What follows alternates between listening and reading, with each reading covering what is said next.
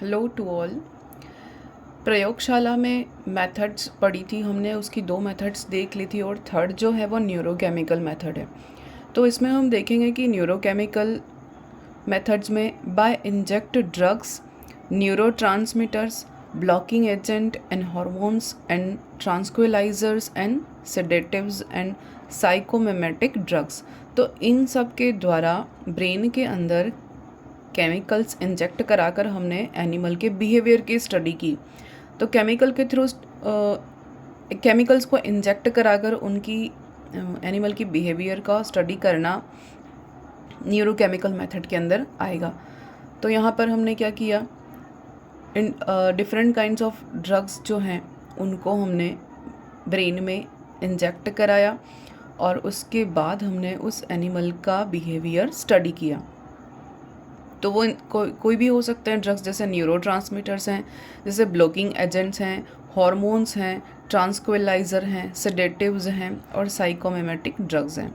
तो these drugs inject via intramuscular यानी muscles के थ्रू भी इनको इंजेक्ट कराया जा सकता है, इंट्रा पेरिटोनियल एंड सबक्यूटेनसली यानी कि त्वचा के थ्रू भी हम इनको इंजेक्ट करा सकते हैं, और ओरली यानी मुंह के द्वारा भी इनको इंजेक्ट करा सकते हैं। तो उसके बाद हमने अलग अलग बिहेवियर स्टडी किए। तो क्या नोटिस किया, सबसे पहले जो एसिटाइल कोलिन है वो स्टिमुलेट करेगा ड्रिंकिंग सेंटर को। Acetyl choline stimulated the drinking centre, यानी कि जो पानी पीने का जो केंद्र है ब्रेन के अंदर उसको स्टिमुलेट उद्दीपित करेगा कौन, एसिटाइल कोलिन। फिर cells of ventromedial hypothalamus have receptor for glucose and make a part of satiety centre, यानी कि वेंट्रोमीडियल हाइपोथैलेमस वाला जो पार्ट है वो किस वहाँ पर कौन सा रिसेप्टर प्रेजेंट है, वहाँ पर ग्लूकोज के रिसेप्टर प्रेजेंट हैं, और make a part of satiety centre यानी कि संतुष्टि का केंद्र वहाँ पर पाया जाता है। इसके लिए हमने पहले भी देखा है। फिर नेक्स्ट है ट्रांसक्विलाइजर्स है, एनर्जीजर्स हैं और हिप्नोटाइजर्स हैं और न्यूरो एक्टिव ड्रग्स हैं। तो ये डिफरेंट काइंड्स ऑफ ड्रग्स हमने इंजेक्ट कराकर अलग अलग तरह के बिहेवियर नोटिस किए हैं। फिर है बाइबिट्यूरेट्स इंड्यूस मोर स्लिप, यानी कि अधिक निद्रा के लिए जिम्मेदार कौन है, बारबिट्यूरेट्स। ये सारे के सारे केमिकल्स हैं। नेक्स्ट पीईटी या पॉजिट्रॉन इमिशन टोमोग्राफी, इसके ये जो है वो बेस्ट टेक्निक है बिहेवियर को ऑब्जर्व करने की। तो ये सारे केमिकल्स हैं जो कि ब्रेन के अंदर इंजेक्ट कराकर साइंटिस्ट ने क्या किया, अलग अलग सेंटर्स को आइडेंटिफाई किया जो कि पर्टिकुलर बिहेवियर के लिए रेस्पॉन्सिबल हैं। जैसा कि हमें पता है हाइपोथैलेमस जो पार्ट है वो बहुत इम्पॉर्टेंट है, जो हमारी बॉडी के सारे फिजियोलॉजिकल कंट्रोल के लिए जिम्मेदार है, सारे वर्क के लिए, फिजियोलॉजिकल एक्टिविटीज़ के लिए रेस्पॉन्सिबल है। तो यहाँ पर हम देखेंगे कि फ्रंटल लॉब जो है या अग्र मस्तिष्क, वहाँ पर कौन कौन से सेंटर हैं, जैसे reasoning, planning, emotions, personality, intentions, foresight और इंटेलिजेंसी के लिए रेस्पॉन्सिबल हमारा फ्रंटल लॉब है। और जो ब्रोका एरिया हमने पढ़ा था स्पीच के लिए रेस्पॉन्सिबल, वो भी कहाँ पर प्रेजेंट है, फ्रंटल लॉब के अंदर। ये क्वेश्चन आता है। फिर पैराइटल लॉब जो है वो सेंसरी कॉर्टेक्स भी कहा जाता है, जो कि हीट, कोल्ड और पेन और टच के लिए रेस्पॉन्सिबल है। Next occipital lobe, shape, size, pattern और आइडेंटिफाई कलर्स, यानी कि इन सबको आइडेंटिफाई करने के लिए रेस्पॉन्सिबल है ऑक्सीपिटल लॉब।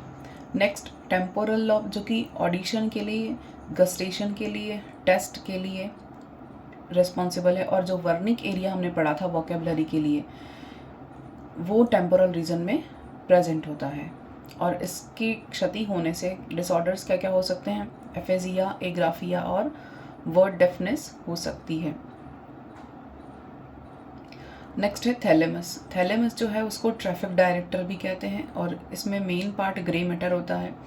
ये जो सेंटर है थैलेमस, ये पीड़ा के लिए, तापमान के लिए, स्पर्श और दाब के अर्थ नियंत्रण यानी इंटरप्रिटेशन यानी इनको महसूस करने के लिए रेस्पॉन्सिबल है।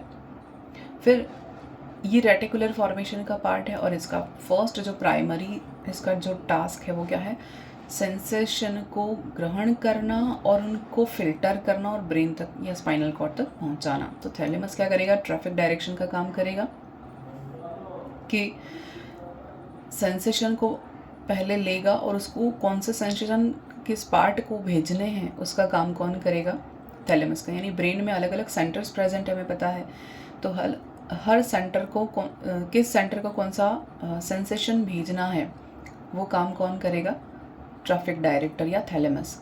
नेक्स्ट है हाइपोथैलेमस। हाइपोथैलेमस जो है वो बहुत सारे कार्य के लिए रेस्पॉन्सिबल है। तो यहाँ पर हम पॉइंट्स वाइज देखेंगे। सबसे पहले role of hypothalamus in feeding and drinking, यानी कि खाने और पीने के जो सेंटर हैं वो हाइपोथैलेमस में, हमें पता है कि बहुत इंपॉर्टेंट है हाइपोथैलेमस। और role of hypothalamus in reproductive behaviour. Next, reward and punishment के लिए रेस्पॉन्सिबल है, फाइटिंग और फ्लीइंग के लिए, फिर स्लीपिंग और वेकिंग के लिए। यानी कि बहुत सारे कार्य हैं जैसे जो कि हाइपोथैलेमस कंट्रोल करता है। फिर नेक्स्ट है मिड ब्रेन। मिड ब्रेन जो कि है वो मध्य मस्तिष्क सेरेब्रम से सेरेबेलम तक, स्पाइनल कॉर्ड तक जाते जितने भी फाइबर्स हैं उन फाइबर्स के लिए क्या करेगा, मोटर रिले स्टेशन की भांति कार्य करेगा। मतलब उनको एक रास्ता देगा एक जाने के लिए, एक मैसेज कन्वे करेगा। नेक्स्ट है पोन्स वेरिलाई। ये भी ब्रिज का काम करता है और इसका अधिकांश पार्ट जो है वो वाइट मैटर से बना होता है। मेडुला सेरेब्रम को मध्य मस्तिष्क से संयोजित करते हैं, यानी कि जो पोन्स वेरिलाई मेडुला सेरेब्रम को मिड ब्रेन से कनेक्ट करते हैं। और यहाँ पर फिफ्थ जो क्रेनियल नर्व होती है हमारी ट्राइजेमाइनल पोन्स में प्रेजेंट होती है। तो ये सब आपको पता है, आप 12th में भी पढ़ चुके हो और इसको अच्छे से, साइंस के स्टूडेंट हैं तो इन सब के बारे में बहुत अच्छे से जानते हैं। तो यहाँ पर सिर्फ शॉर्ट में मैंने बताया है। इसके अलावा क्रेनियल नर्व्स के बारे में हम वर्टिब्रेट्स में भी पढ़ते हैं कोटपाल के अंदर बहुत बढ़िया तरीके से। नेक्स्ट है सेरेबेलम। सेरेबेलम जो कि बॉडी इक्विलिब्रियम के लिए रेस्पॉन्सिबल है। और मेड्यूला जो है वो रेस्पिरेशन सेंटर पाए जाते हैं, कार्डियक सेंटर होते हैं, वैसोमोटर सेंटर होते हैं, कफिंग के लिए, स्नीजिंग के लिए और हिकअप्स के लिए रेस्पॉन्सिबल होता है मेड्यूला।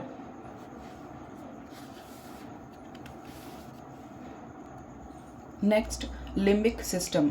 लिम्बिक सिस्टम क्या है, ये थोड़ा नया है इसलिए इसको यहाँ पर देखेंगे।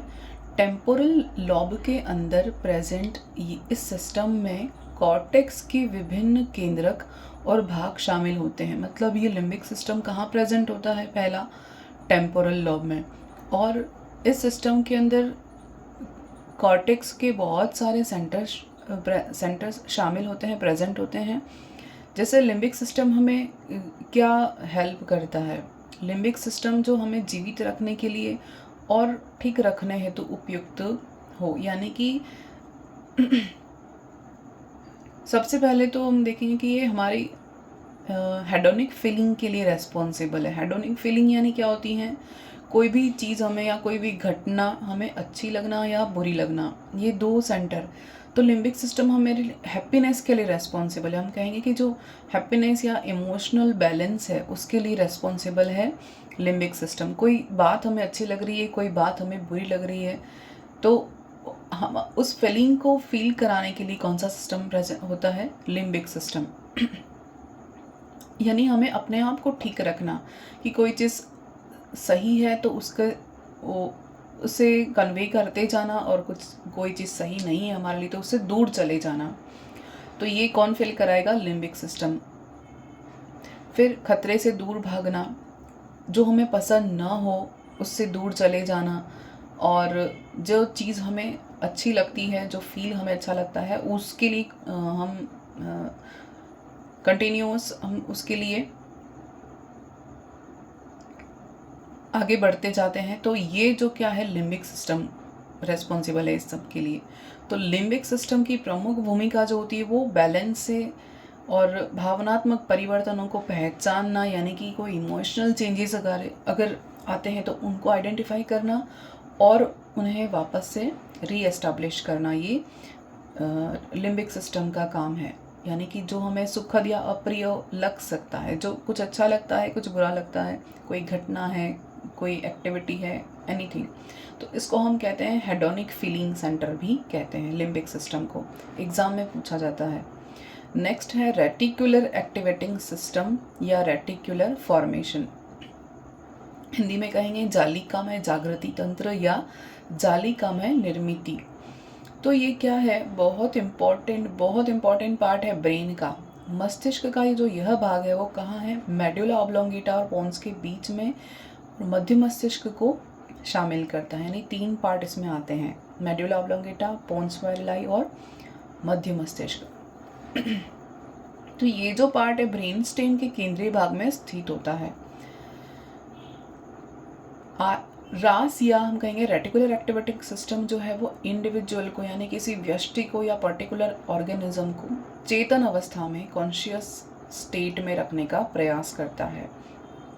इसको हम एक नेचुरल अलार्म भी कह सकते हैं, सचेतक भी कह सकते हैं, जिसका कार्य सिर्फ हमारे मस्तिष्क को जागे रखना है या जागृत अवस्था में रखना है, यानी कोई विशिष्ट संदेश प्रसारित करना नहीं है। तो रेटिकुलर सिस्टम कोई पर्टिकुलर मैसेज कन्वे करने के लिए नहीं होता है या मोटर या सेंसरी नहीं है, ये सिर्फ क्या है, हमें हमेशा अलर्ट रखने का काम करता है। तो रास बहुत इम्पॉर्टेंट पार्ट है हमारी बॉडी का, ब्रेन का, जो कि कहाँ प्रेजेंट होता है, ब्रेन स्टेम में प्रेजेंट होता है। अगर इसमें डैमेज हो जाता है तो व्यक्ति को स्लीप डिसऑर्डर हो सकता है या बहुत ज़्यादा फटिग फील करे, ये हो सकता है, और ज़्यादा डैमेज हो जाने पर ही व्यक्ति कोमा में जा सकता है। तो एक उसके बाद बॉडी बिल्कुल एक प्रोटोप्लाज्म का एक पिंड बनकर रह जाती है।